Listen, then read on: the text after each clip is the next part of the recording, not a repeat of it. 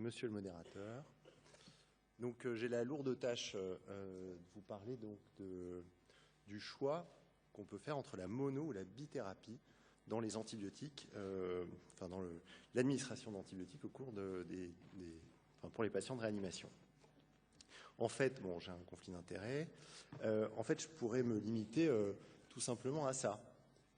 En vous montrant l'augmentation impressionnante des taux de bactéries résistantes aux antibiotiques isolés dans nos hôpitaux, on comprend qu'il faut diminuer la pression antibiotique et utiliser le moins d'antibiotiques possible dans nos services. Ou alors, je pourrais vous montrer ça.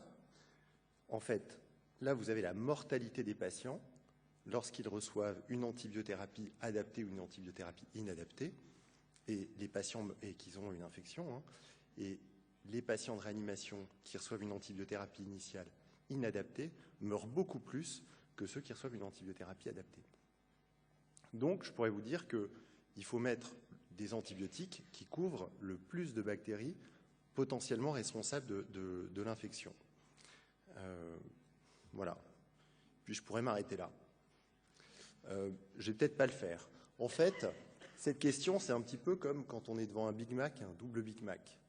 Est-ce qu'il vaut mieux avoir plus de plaisir maintenant, mais le payer plus tard, ou alors faire la réflexion inverse? Alors, les infections en réanimation, vous savez vous le savez, on est lié à trois grands challenges. D'abord, il y a l'incertitude. Et c'est pour ça que l'antibiothérapie qu'on administre aux patients est le plus souvent une antibiothérapie probabiliste. On n'est pas certain du site infectieux, on n'est pas certain de l'agent infectieux responsable, et on n'est pas certain de sa sensibilité aux antibiotiques. Et comme je vous l'ai montré, il y a de plus en plus de bactéries résistantes dans nos hôpitaux, et du coup, on est peut-être face à une infection à une bactérie multirésistante. Et puis en réanimation, on a affaire à des patients sévères, des patients graves.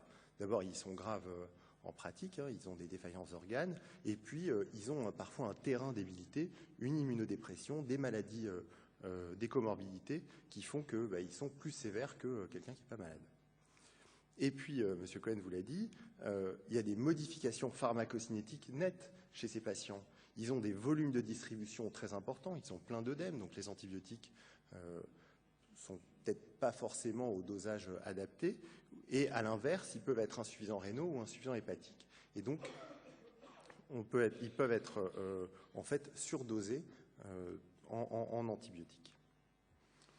Alors, je vous l'ai dit une première fois, je vais vous le répéter, puis ça sera pas encore la dernière fois.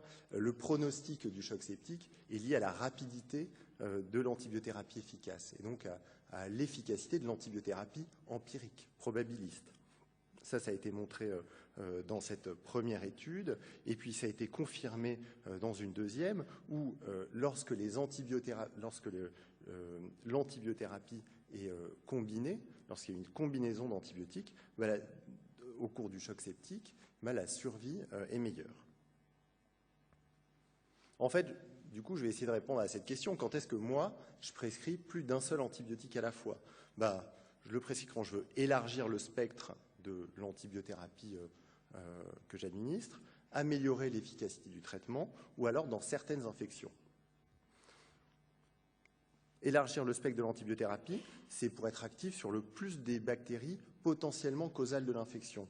Ou alors c'est pour traiter efficacement des infections avec plusieurs germes.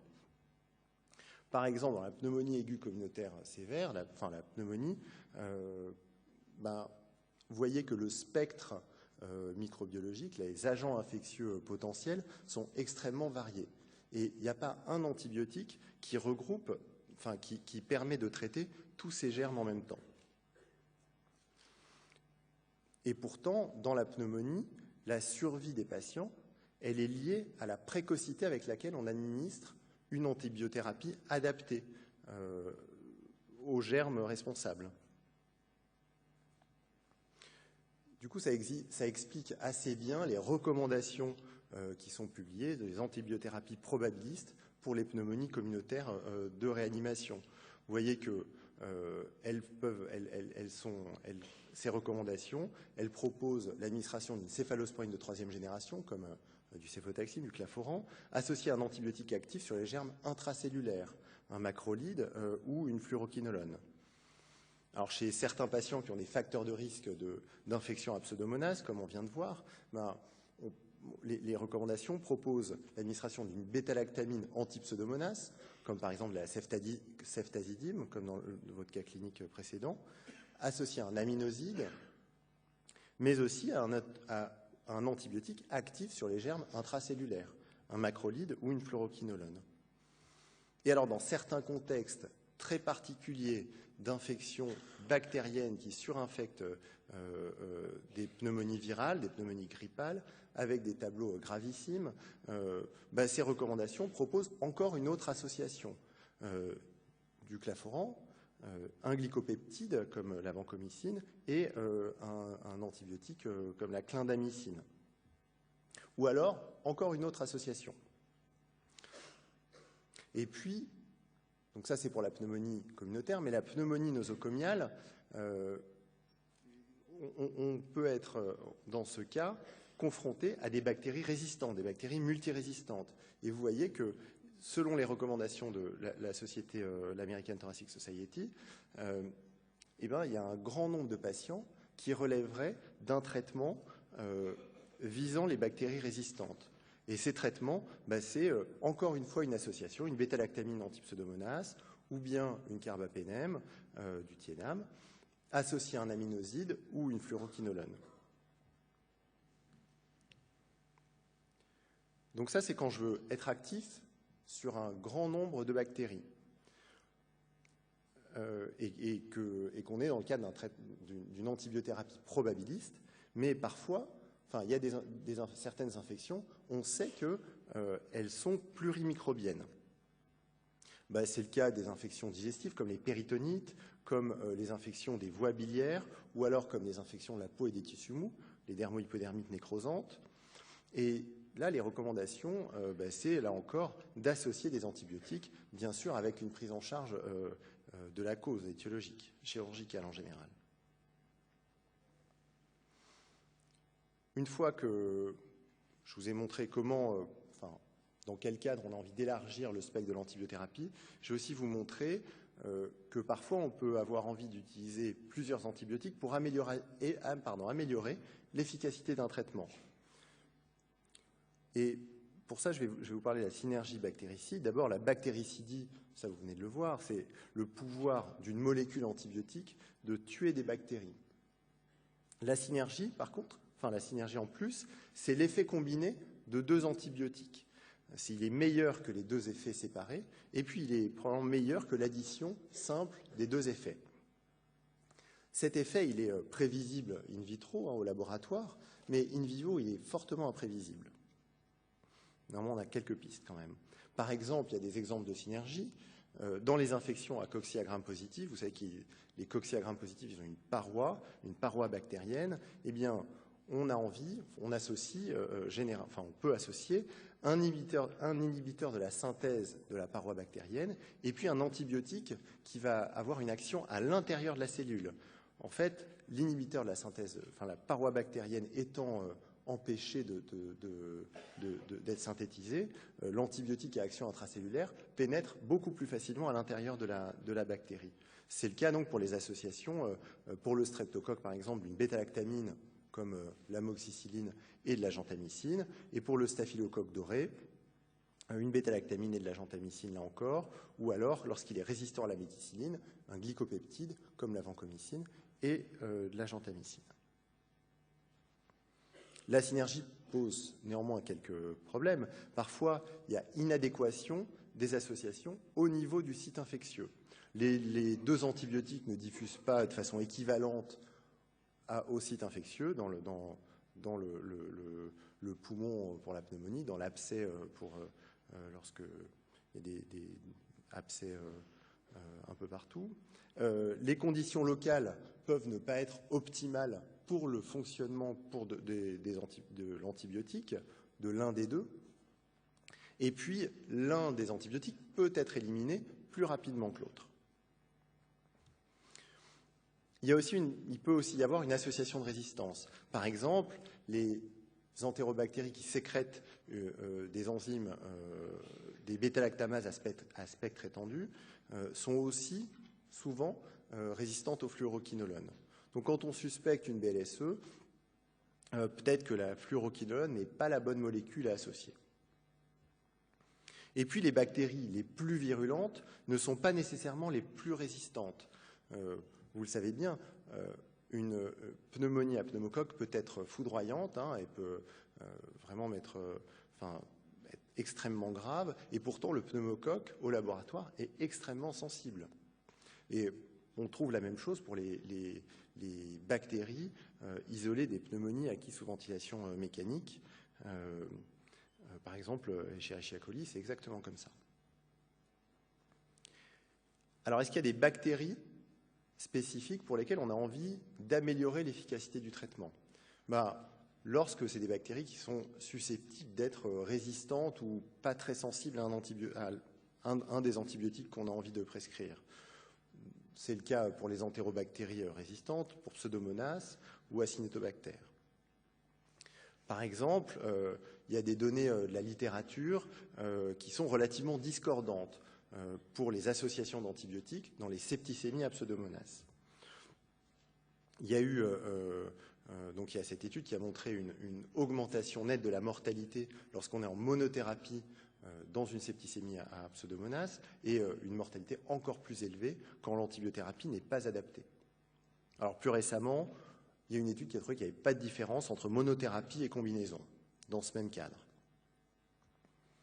Dans les pneumonies acquises sous ventilation artificielle, il y a un travail il y a quelques années qui retrouvait que lorsque c'est une pneumonie acquise sous ventilation artificielle à Pseudomonas, l'antibiothérapie empirique était plus souvent appropriée lorsque c'était une association. Donc au moins l'un des deux antibiotiques était actif sur Pseudomonas plutôt que quand on administrait un seul antibiotique. Et dans cette étude, une antibiothérapie inadaptée était un facteur de risque de décès. Alors, est-ce qu'il y a des patients qui bénéficieraient plus d'une combinaison que d'autres? Donc, l'équipe de la réanimation de Saint-Louis a repris tous leurs patients neutropéniques qu'ils ont eu pour un choc septique ou un sepsis sévère durant 11 ans. Et ils ont montré que la survie était bien meilleure lorsqu'ils avaient utilisé une combinaison d'antibiotiques.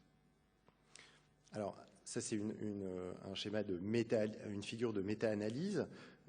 C'est des auteurs qui ont repris 29 études sur les patients neutropéniques admis en réanimation avec une bactériémie à Pseudomonas.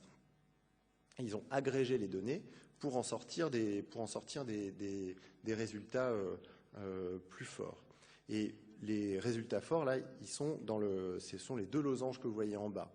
Eh bien, dans cette méta-analyse, c'est plutôt la monothérapie qui était associée avec une meilleure survie. Néanmoins, ce sont des études qui étaient relativement anciennes, et puis on ne sait pas très bien, les protocoles d'antibiothérapie étaient peut-être faits un peu à l'ancienne, donc peut-être un petit peu toxiques. Est-ce qu'il y a d'autres patients? Les patients dont je vous parlais tout à l'heure, ceux qui ont des facteurs de risque d'infection à bactéries résistantes, à bactéries multirésistantes, par exemple, ceux qui ont ces critères pour une pneumonie nosocomiale. Il y a certaines infections documentées qui nécessitent une antibiothérapie combinée.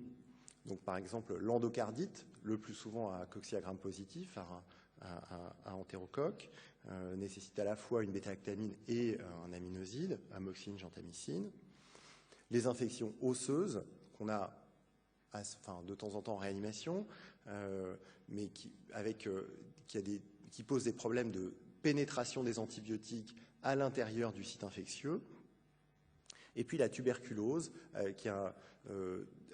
les mycobactéries tuberculeuses ont des temps de croissance extrêmement longs et on a besoin d'une combinaison pour pouvoir atteindre plusieurs cibles à la fois et diminuer le risque de mutation, de sélection de mutants.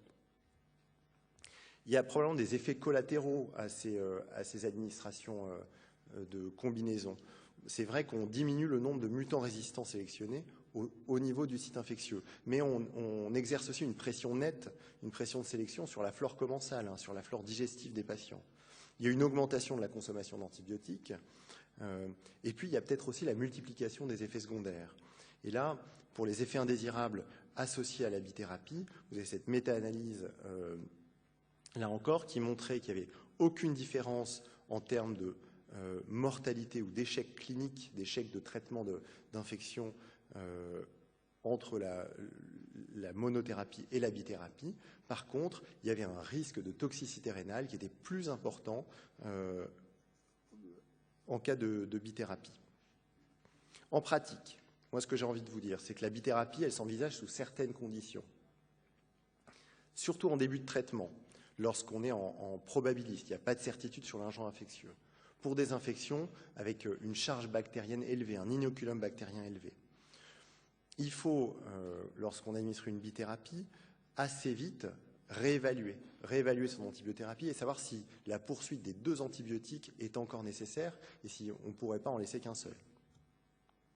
Et puis, M. Cohen vous l'a dit, les antibiotiques, ça s'administre selon des modalités adaptées aux bonnes posologies, avec les bonnes voies d'administration et éventuellement en monitorant, en les dosant. Voilà, là c'est vraiment fini. Merci de votre attention.